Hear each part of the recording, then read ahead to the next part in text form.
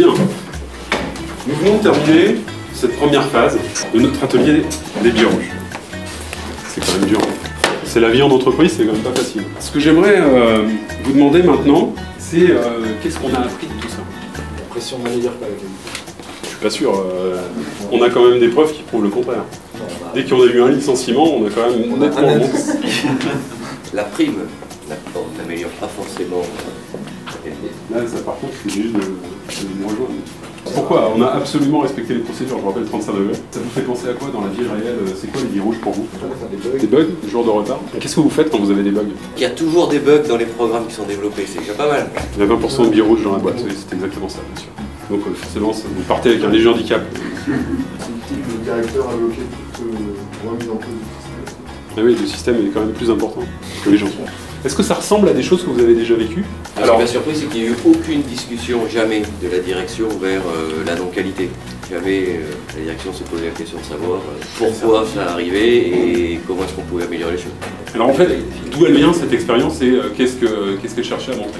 Vous avez peut-être déjà entendu parler d'un monsieur qui s'appelle Deming, au moins pour un truc. Vous avez déjà entendu parler de la roue de Deming, PDCA? Alors Deming aimait beaucoup cette roue, d'ailleurs qu'il appelait la roue de Shewhart, qui était son mentor, parce que c'était pas lui qui l'avait inventée. Donc il doit être super content maintenant, on appelle ça la roue de Deming quand même.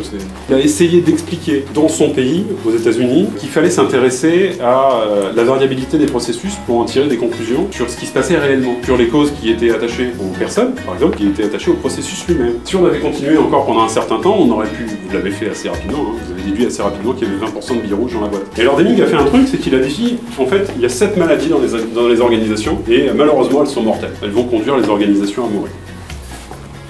7, c'est pas énorme. Il y a un truc qui disait, c'était en opposition, c'était les 14 points qu'il fallait faire.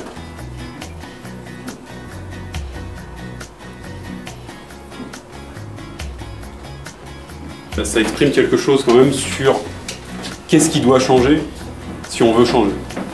Gandhi disait, sois le changement que tu veux voir dans le monde. Pour ceux qui pensaient que je suis vraiment méchant comme le directeur de projet, je vous propose de faire le feedback sur la porte en sortant avec un post-it rose. Pour ceux qui ne pensent pas que je suis comme le directeur de projet, vous pouvez utiliser le post-it jaune. Et donc, le principe du feedback sur la porte, c'est la rentabilité sur votre temps investi. Vous voyez? Si vous considérez avoir eu vraiment un super apport, vous allez mettre vos post-it vers le haut, vers le 5, là. Et puis si plus c'est mauvais, plus vous allez les mettre en bas et ils seront par là. Merci beaucoup et à très bientôt.